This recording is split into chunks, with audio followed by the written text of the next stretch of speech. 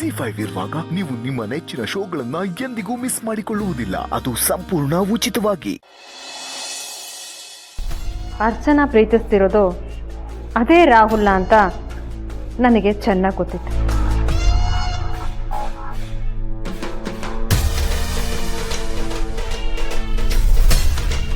ಯಾಕೆ ಗಂಟ್ಲು ಒಣಗ್ತಾ ಇದೆಯಾ? ನೀರು ಬೇಕಾ? ಹೀಗೆಲ್ಲ ಆಗುತ್ತೆ ಅಂತ ಮೊದಲೇ ಗೊತ್ತಿತ್ತಲ್ವಾ ಮೇಡಮ್? ಅಫ್ಕೋರ್ಸ್ ಗೊತ್ತಿದ್ದು ನೀವು ಸುಮ್ಮನಿದ್ರಲ್ವಾ? ತಪ್ಪು ತಾನೆ? ತಪ್ಪು ಒಪ್ಪಿನ ಬಗ್ಗೆ ನೀನು ನನಗೆ ಪಾಠ ಹೇಳ್ಕೊಡೋದಕ್ಕೆ ಬರಬೇಡ. ಎಲ್ರ ಮುಂದೆ ನಿನ್ನ ಯೋಗ್ಯತೆ ಏನು ಅಂತ ಅವ್ರಿಗೆ ಗೊತ್ತು ಮಾಡಿಸ್ಬೇಕಿತ್ತು.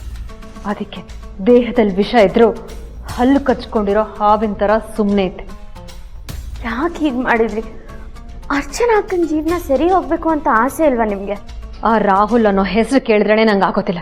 ನನ್ನ ಎದುರಿಗೆ ನಿಂತು ಅಹಂಕಾರದಿಂದ ಮಾತಾಡ್ದವನ್ನ ಈ ಮನೆಯಿಂದ ಹೊರಗಿಟ್ಟಿದ್ದೆ. ಅಂಥವನ್ನ ಈ ಮನೆಗೆ ಮತ್ತೆ ಕರೆಸಬೇಕು ಅಂತ ನಿನಗೆ ಹೇಗೆ ಅನ್ನಿಸ್ತು? ಅಂದರೆ ನನ್ನನ್ನೇ ಎದುರಾಕೊಳ್ಳೋಷ್ಟು ಧೈರ್ಯನಾ ನಿನಗೆ? ಇಲ್ಲ ಮೇಡಮ್, ನೀವು ನನ್ನನ್ನು ತಪ್ಪು ತಿಳ್ಕೊಂಡಿದ್ದೀರಾ. ನಾನು ಯಾಕೆ ನಿಮ್ಮನ್ನು ಎದುರಾಕೊಳ್ಳಿ? ಅಕ್ಕ ಖುಷಿಯಾಗಿರಲಿ, ಅಕ್ಕನ ಜೀವನ ಚೆನ್ನಾಗಿರಬೇಕು ಅನ್ನೋ ಕಾರಣಕ್ಕೆ ಅವರಿಬ್ಬರನ್ನ ಒಂದು ಮಾಡಿದ್ದೆ ಹೊರತು ಅದರಲ್ಲಿ ನನ್ನ ಸ್ವಾರ್ಥ ಏನೂ ಇರಲಿಲ್ಲ. ನನಗೆ ಸ್ವಾರ್ಥನೇ ಇಲ್ಲ ಅಂತ ಹೇಳೋದೇ ಸ್ವಾರ್ಥ. ಆ ಗುಂಪಿಗೆ ನೀನು ಸೇರ್ತೆ. ಇಷ್ಟು ದಿನ ಈ ಮನೇಲಿ ನನ್ನ ಪರ್ಮಿಷನ್ ಇಲ್ದಿರ ಒಂದು ಹುಲ್ಕಡ್ಡಿನೂ ಅಲ್ಲಾಡ್ತಿರ್ಲಿಲ್ಲ. ಅಂಥದ್ರಲ್ಲಿ ನೀನು ಬಂದ ಮೇಲೆ ಈ ಮನೇಲಿ ನನ್ನ ಸ್ಥಾನ ಕಡಿಮೆ ಆಗ್ತಾ ಹೋಯ್ತು. ಹಾವು ಏಣಿ ಅನ್ನೋ ನಮ್ಮಿಬ್ಬರ ಆಟದಲ್ಲಿ ನೀನು ಏಣಿ ಹತ್ತು ಪದೇ ಪದೇ ಮುಂದಕ್ಕೆ ಹೋಗಿ ಗೆಲ್ತಾ ಇದ್ರೆ ನಾನು ಹಾವಿನ ಬಾಯಿಗೆ ಸಿಕ್ಕಿ ಪದೇ ಪದೇ ಕೆಳಗೆ ಬೀಳ್ತಾ ಇದ್ದೆ. ಆಗ ನನಗೆ ಅರ್ಥ ಆಗಿದ್ದು, ನಿನ್ನನ್ನು ಹಾವು ಏಣಿ ಆಟದಲ್ಲಿ ಸೋಲ್ಸಕ್ಕಾಗೋದಿಲ್ಲ, ನಿನ್ನ ಜೊತೆ ಚೆಸ್ ಆಡಬೇಕು ಅಂತ.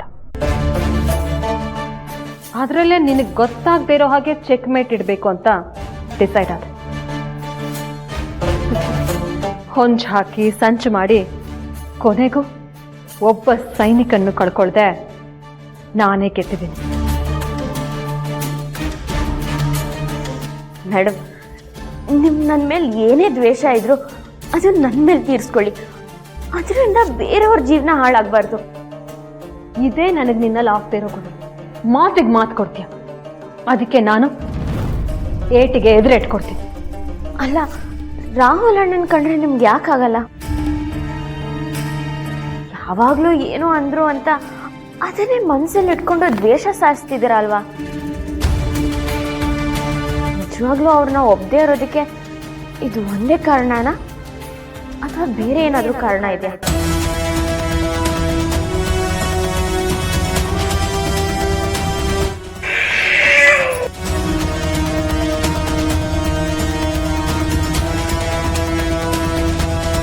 ಕೆಲವು ಪ್ರಶ್ನೆಗಳಿಗೆ ಉತ್ತರ ಇರೋದಿಲ್ಲ. ಅಂಥ ಪ್ರಶ್ನೆಗಳನ್ನ ಕೇಳಲೇಬಾರ್ದು.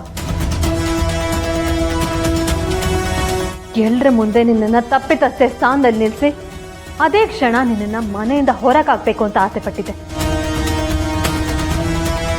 ಆದರೆ ಇವತ್ತಾದ ಈ ಘಟನೆಯಿಂದ ನಿನ್ನ ಇಡೀ ಜೀವನದ ಮೇಲೆ ಕಪ್ಪು ಚುಕ್ಕೆ ಆಗಿದೆ.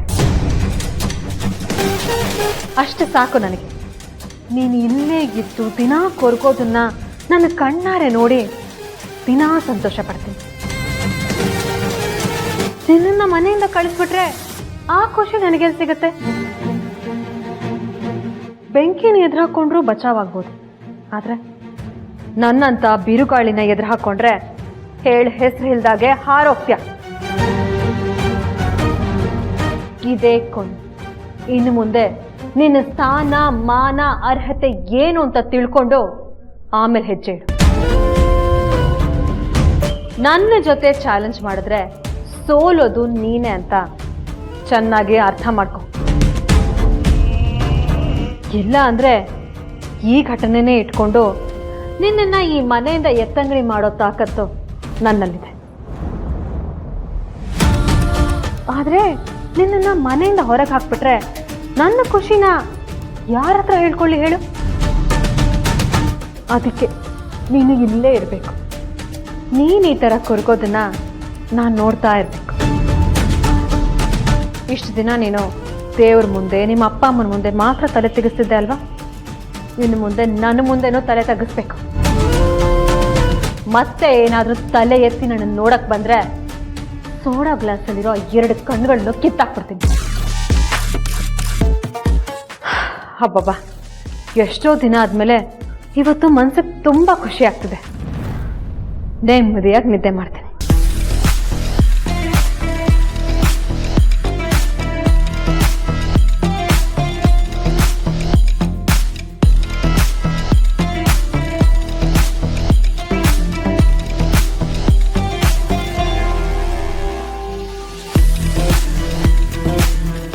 ಅರ್ಚನಾ ಪ್ರೀತಿಸ್ತಾ ಇದ್ದಿದ್ದು ಇದೇ ರಾಹುಲ್ ಅಂತ ಗೊತ್ತಿದ್ದಿದ್ರೆ ಅವನನ್ನ ಈ ಮನೆವರೆಗೂ ಬರೋದಕ್ಕೆ ನಾನು ಬಿಡ್ತಾ ಇರ್ಲಿಲ್ಲ ಮಾವ. ನಿಮ್ ಗಮನಕ್ಕೆ ತಂದ್ಬಿಡ್ತಾ ಇದ್ದೆ. ಆದ್ರೆ ಅರ್ಚನಾ ಬೇರೆ ಯಾವುದೋ ರಾಹುಲ್ನ ಪ್ರೀತಿಸ್ತಾ ಇದ್ದಾಳೆ ಅಂತ ಅನ್ಕೊಂಡು ನಮ್ಮ ಅರ್ಚನಾ ಮದುವೆ ಆಗ್ತಾಳಲ್ಲ ಅಂತ ಖುಷಿ ಪಟ್ಟೆ. ಇದನ್ನ ಸರಿಯಾಗಿ ತಿಳ್ಕೊಳ್ದೆ ನಾನು ತಪ್ಪು ಮಾಡ್ಬಿಟ್ಟೆ ಮಾವ. ಆದ್ರೆ ದೀಪ ಈ ತರ ಮೋಸ ಮಾಡ್ತಾಳೆ, ಎಲ್ಲ ವಿಚಾರ ಗೊತ್ತಿದ್ದು ಆ ರಾಹುಲ್ ನಮ್ಮ ಮನೆಗೆ ಕರೆಸ್ತಾಳೆ ಅಂತ ನಾನು ಅನ್ಕೊಂಡಿರ್ಲಿಲ್ಲ ಮಾವ. ಇಷ್ಟು ದಿನ ಅವಳನ್ನ ತುಂಬ ಒಳ್ಳೆ ಹುಡುಗಿ ಅಂತ ನಾನು ಅಂದ್ಕೊಂಡಿದ್ದೆ. ಆದರೆ ಇವತ್ತು ಅವಳು ಮಾಡಿರೋ ಕೆಲಸದಿಂದ ಎಲ್ಲರೂ ತಲೆ ತಗ್ಸೋ ಹಾಗಾಗಿದೆ. ಮೊದಲು ಆ ರಾಹುಲ್ನ ನೋಡಿದ ತಕ್ಷಣ ನನಗೆ ತುಂಬ ಕೋಪ ಬಂತು ಮಾವ. ಆದರೆ ಏನು ಮಾಡೋದು, ಆ ದೀಪನ್ ಮನೆಯವರೆಲ್ಲರೂ ಅಲ್ಲಿದ್ರು. ಮತ್ತೆ ನಮ್ಮ ಅರ್ಚನನ್ಗೋಸ್ಕರ ನಾನು ಸುಮ್ಮನೆ ಇರಲೇಬೇಕಾಯ್ತು.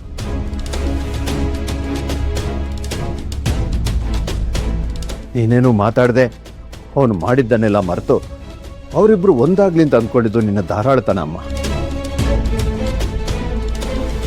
ಆದರೆ ಅಂಥ ಧಾರಾಳ ಮನಸ್ಸು ನನಗಾಗ್ಲಿ ಚಿರೋಗಾಗ್ಲಿ ಇಲ್ಲ. ಅವನು ಮಾಡಿದ್ದನ್ನ, ಅವನು ನಿನ್ನ ಬಗ್ಗೆ ಕೇವಲವಾಗಿ ಮಾತಾಡಿದ್ದನ್ನ ನೀನು ಮರೆತರೂ ನಾನು ಮರೆಯೋಕ್ಕೆ ಸಾಧ್ಯ ಇಲ್ಲ. ನೋಡು, ಒಂದು ವೇಳೆ ನೀನು ಅವನ್ನು ಒಪ್ಪಿದ್ರು ನಾನು ಚಿರು ಒಪ್ಪೋಕೆ ಸಾಧ್ಯನೇ ಇಲ್ಲ. ಇಷ್ಟಕ್ಕೆಲ್ಲ ದೀಪ ಅಷ್ಟೇ ಅಲ್ಲ, ಒಂದು ರೀತಿಲಿ ನಾನು ಕಾರಣನೇ. ಅಯ್ಯೋ, ಏನು ಹೇಳ್ತಿದ್ದೀರ ಮಾವ? ಇವತ್ತಾಗದ ಅವಾಂತರಕ್ಕೆಲ್ಲ ನೀವು ಹೇಗೆ ಕಾರಣ? ತಪ್ಪೆಲ್ಲ ದೀಪಂದಲ್ವಾ? ದೀಪನೇ ಆದರೂ ನಿನ್ನನ್ನು ಅವಳನ್ನ ಒಂದೇ ತಕ್ಕಡಿಯಲ್ಲಿ ತೂಗಿ ನೀವಿಬ್ರು ಸಮ ಅಂತ ಅಂದ್ಕೊಂಡಿದ್ದು ನನ್ನ ದೊಡ್ಡ ತಪ್ಪು. ನೀನೇನು, ನಿನ್ನ ಆಲೋಚನೆ ಏನು ಅಂತ ನನಗೆ ಚೆನ್ನಾಗಿ ಗೊತ್ತಮ್ಮ. ನಿನ್ನ ಅನುಭವದ ಮುಂದೆ ಆ ದೀಪ ಇನ್ನು ತುಂಬ ಚಿಕ್ಕವಳು. ಅವಳಿಗೆ ಎಲ್ಲಿ ಹೇಗೆ ನಡ್ಕೋಬೇಕು ಅನ್ನೋದೇ ಗೊತ್ತಿಲ್ಲ. ಇಷ್ಟು ದಿನ ನಾನು ಅವಳ ಮೇಲಿಟ್ಟಿದ್ದ ನಂಬಿಕೆನೆಲ್ಲ ಸುಳ್ಳು ಮಾಡಿಬಿಟ್ಲು. ZEE5 ಆಪ್ ಡೌನ್ಲೋಡ್ ಮಾಡಿ ಎಲ್ಲಾ ಸಂಚಿಕೆಗಳನ್ನು ಸಂಪೂರ್ಣ ಉಚಿತವಾಗಿ ನೋಡಿ.